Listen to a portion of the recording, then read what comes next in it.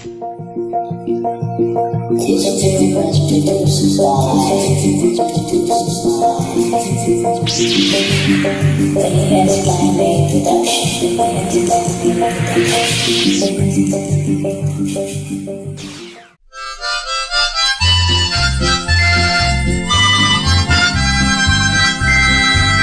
everyone, my name is Similarity.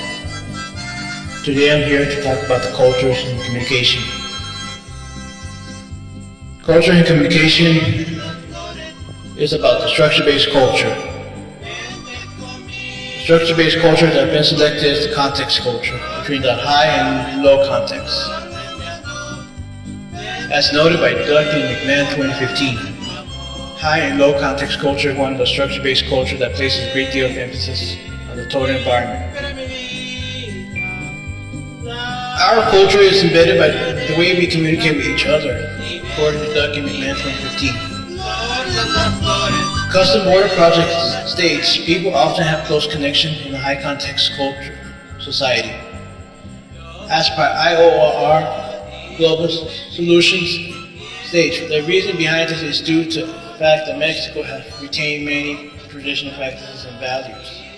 Some of these emphases includes family hierarchy and religious tradition, although Mexico has adopted some of the U.S. business practices. You may be surprised to find some of the traditional attitudes in a very modern workplace, as noted by the IOR Global Services.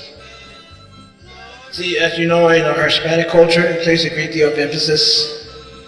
One of the communication strategies that we have in place is respect. As per Dr. McMahon 2015, we have respect towards our friends and family and our relatives when communicating with each other. As children, we all learn to be polite and respectful to others, which includes our elders. This may also include our parents, our mother and father, our elders. Here are some of the images of our high context culture.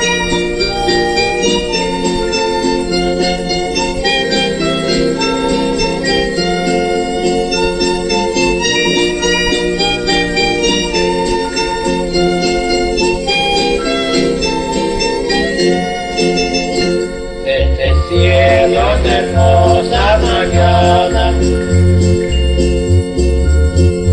este cielo de hermosa mañana,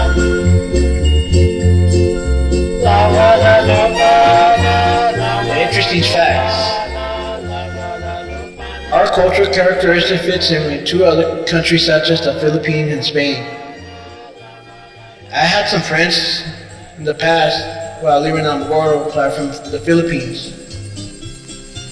They have similar aspects to our Hispanic culture. The Philippines is one of the Spanish colonized islands as per Similarity 2003. The Philippine culture was heavily impacted by the Hispanic culture. It was also being governed by Spain and Mexico at the time, which had received its fair share of the Hispanic influence.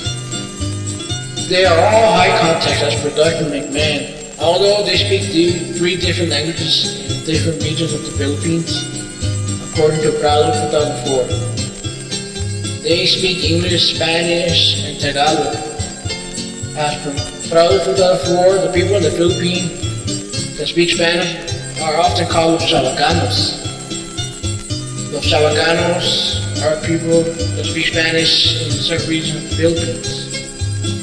Like over here, we call it los Mexicanos, los Chicanos. As per the website of Everyday Culture, families from the Philippines are known to be close bonding and extended family living together, which is also the norms of the high context culture. The culture of the U.S. is based on a low context culture. As the video from study.com states, communication is one of the low context culture primarily through language. Communication is a low context culture. It's primarily through language and the rules are spelled out explicitly. Low context separates the relationship between messages and focuses on more further detail. as per Duck and McMahon 2015. As per H 2014, American culture is very inflexible in which fairness and rules must be strictly enforced. These are some images of our American culture.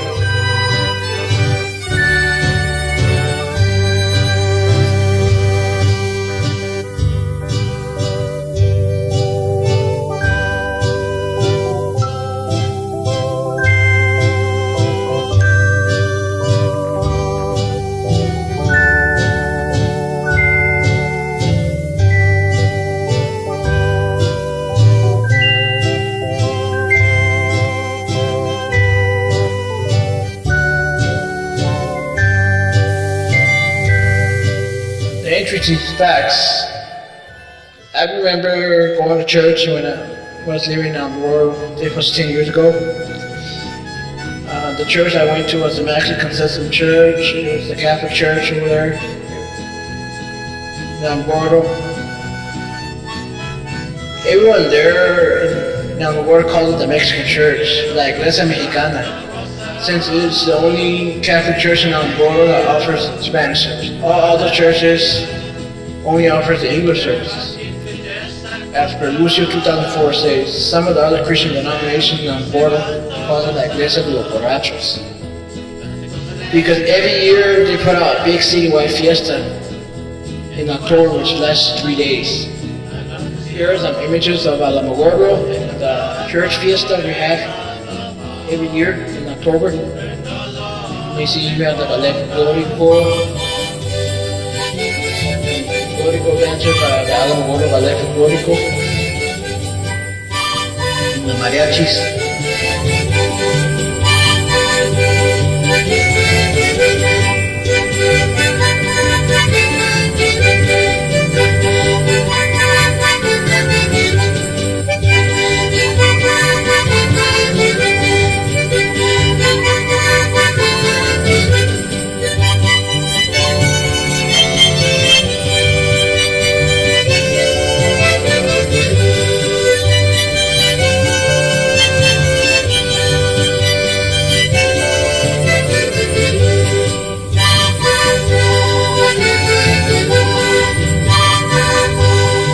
Conflicts between the high and the low context culture. I remember while living on the border, there's been a wide range of conflicts between the Hispanic and American culture. In Border, Mexico, there's been a mixture of the polychronic and monochronic culture. As per Duck and McMahon 2015, polychronic culture does not value time as we do here in the US, and the monochronic culture values time as time is money. The conflict in the border was when churches had longer sermons in the Spanish service than the English service. The Hispanic tended to be more social. They socialized more than the Americans. In the border, you often find Hispanic arriving late, while the Americans are all on time for school, going to class, going to work, going to church, and all other activities. Because of the conflict between the polychronic and monocultural culture often leads to miscommunication. We often have miscommunication in the work of the two different cultures in the language barrier between the Hispanics and the Germans and the Americans. As per Duck and McMahon 2015 says, we often encounter difficulties or conflict with other cultural or social structures. In conclusion to this presentation, the conflict between other cultures can be resolved by learning to manage the conflict between each other's culture and structure. As per Duck and McMahon 2015 says, we can all manage and resolve conflict by denominating, integrating, compromising, and obliging. If you have any questions or comments, please feel free to contact me via email at as2215msu.edu. Or I can also be reached by phone at 575-449-1438. Or you can also contact me through Google Boys at 575-323-0588. I'll be more than happy to share more about my Hispanic culture and the structure.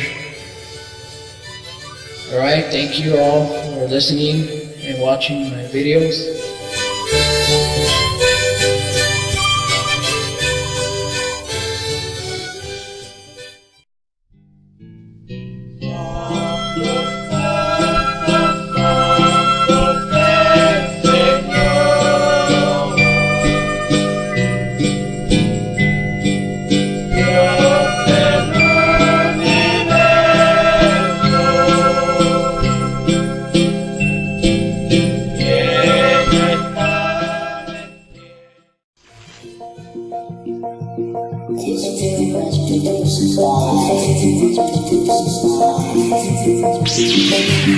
But here's my reintroduction.